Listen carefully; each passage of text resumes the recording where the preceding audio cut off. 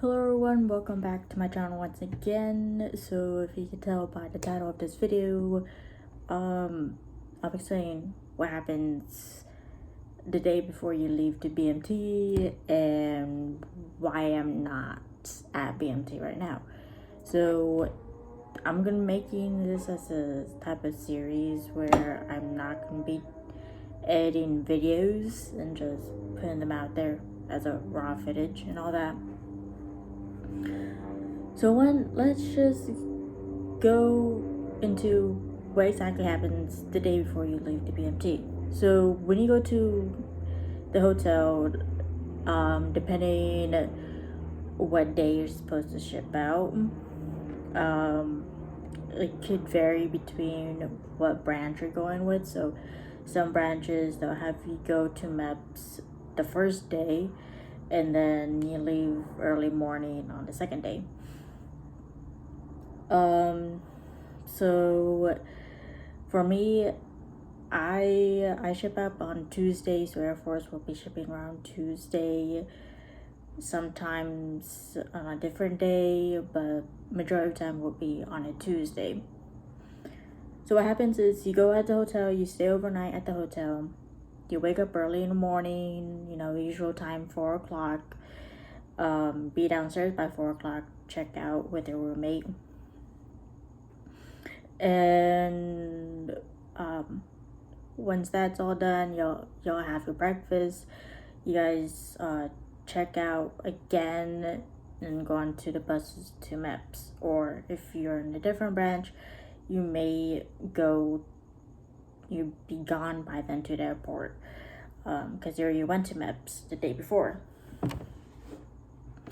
So you go on the bus, go to MEPS. They'll give you a rundown of everything. Security will give you a short briefing, what you cannot bring, and all that in the building. You take your stuff out, put it through the conveyor belt, you go through the metal detector, and then you grab your stuff, you put it in that small room. Once you have your stuff, like your folder that you're given by your recruiter, and your ID, your social security, you have that all on you. You go to the blue line or whatever line you guys have at your MEPS station. You guys check in. They tell you, the front people tell you which office you go to. It should be obvious, similar to what happens on your first trip to MEPS. And then your liaisons will tell you,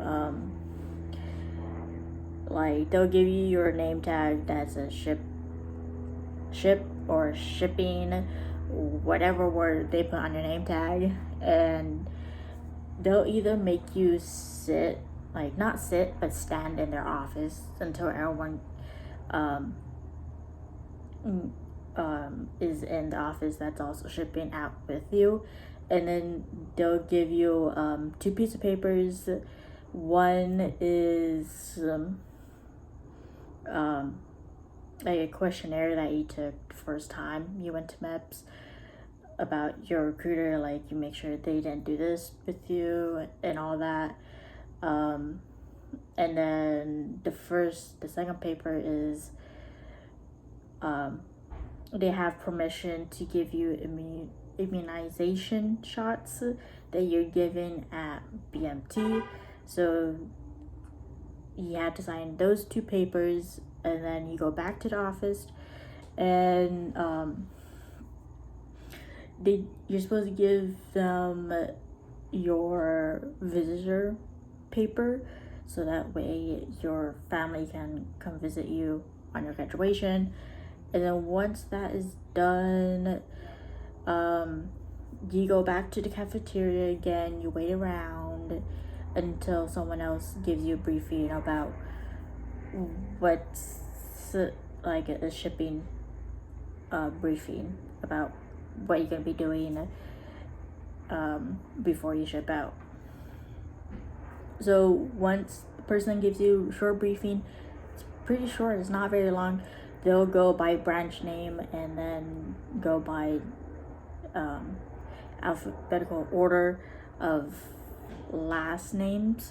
So call you by last name, you go in line and you wait until everyone else is there, and then they'll tell you where you're supposed to go, which is to the medical area.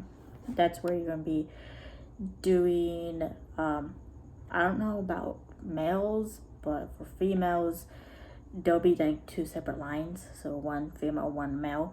And females, you'll be taking pregnancy tests, and then I'm pretty sure males and females, you guys are going to be doing obviously in different rooms, okay?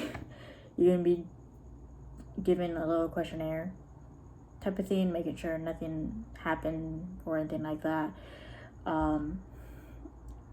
For me, I had to read a piece of paper making sure all these questions are no's. If there's a yes, make sure to tell the doctor that's kind of interviewing you.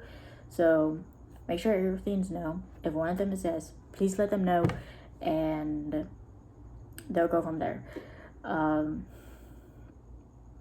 Once everyone is done being interviewed by the doctor, you're gonna be stripped down to just your underwear and bras for females, underwear for males most likely, and you have to be given like not a lot of stuff. They're just making sure there's nothing on your body that can possibly disqualify you for that time to ship out. So they'll make you raise your hands up like straight up and have your legs spread out a little bit, so they're looking at you, making sure everything's okay. They'll make you do hold your leg up, and then making sure everything's okay. After that, you get dressed. You go to the blue tape line again or wherever, and someone else will bring you up, making sure everything's okay, and then they'll tell you you're good to go and get to leave. And then you go to the front desk again. They'll tell you where to go, and by then you go to your branch office, talk with your liaisons, and then they'll give you like an interview, making sure everything's correct, you did none of these and all that. I didn't get to that part, sadly, but that would be like phase 1, or well, not really. After you're done being interviewed, then you'll be into phase 1. They'll give you a piece of paper that shows your branch, your name, and your job code. So you go to the front, they'll tell you where to go, and then there's phase 3. There's 3 phases.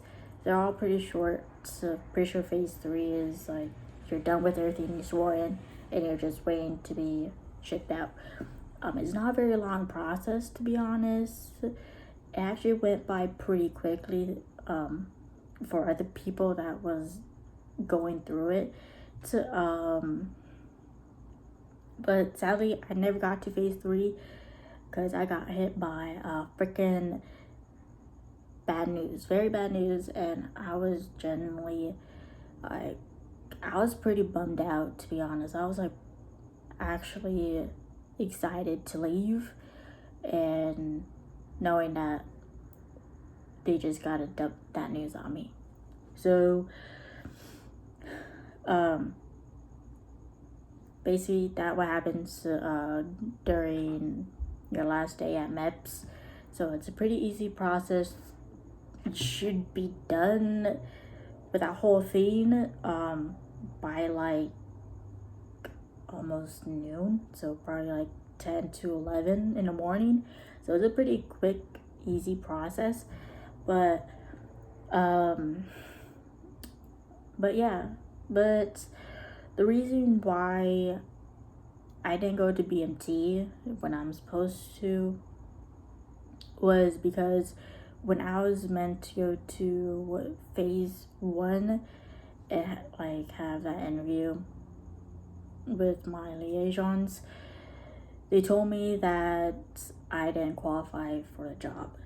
And having to hear that really sucked because I've been waiting, me and my recruiter have been waiting half a year for me to get this job. And I was told that I didn't qualify for it because of a certain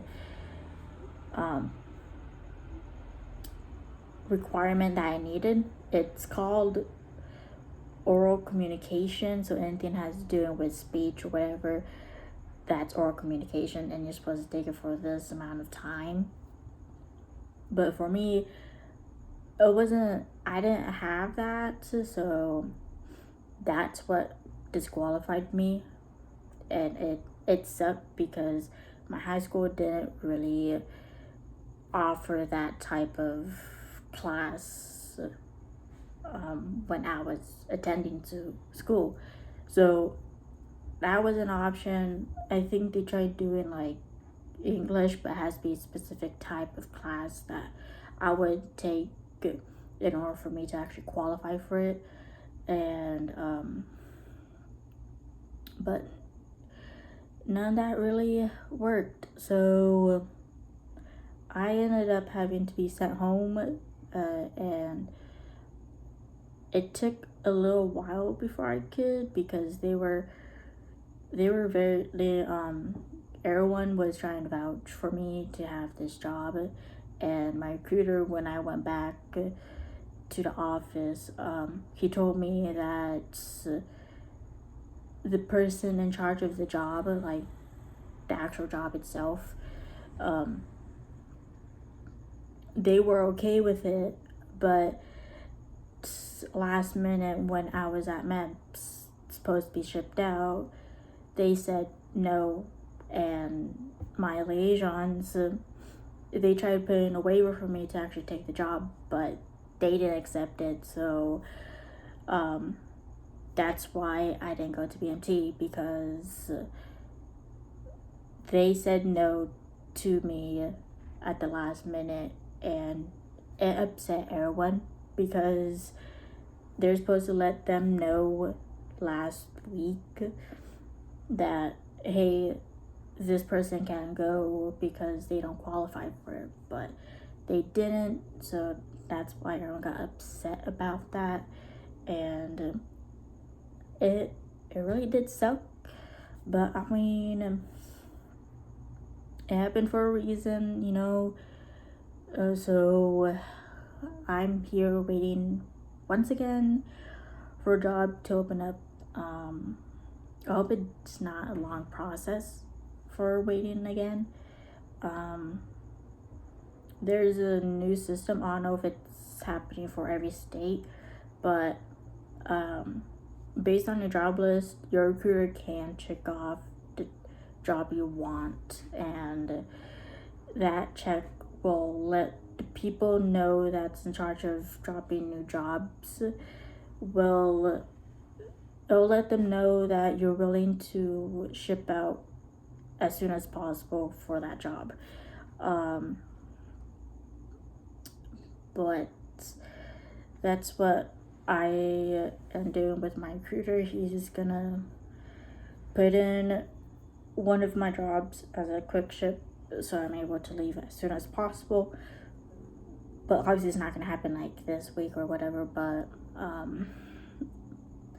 because shipping is usually on Tuesdays, like I said. So maybe, hopefully, in a few weeks. I hope, fingers crossed, and I hope I get the job I wanted. The job I want is aviation resource management, and I actually knew someone. Well, she was in my depth when she was still in there, kind of, and she has the same job, so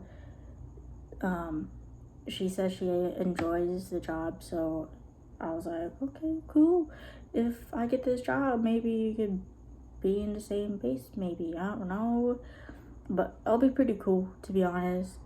She's actually a pretty nice person, because when she was helping out with my creator with rap, if you don't know what rap is it's recruiting assistance program. That's where you help your recruiter get help them out whatever they need help with and all that. That usually happens after tech school, and I don't know if that happens with all the branches, but that's what the Air Force does. So so yeah, she picked me up because I didn't have a ride, and you know, we talked, and she was actually pretty chill and all that. She gave me a little tips or whatever. But yeah, that's the end of this video. Hope you guys enjoyed it. Sorry to disappoint y'all that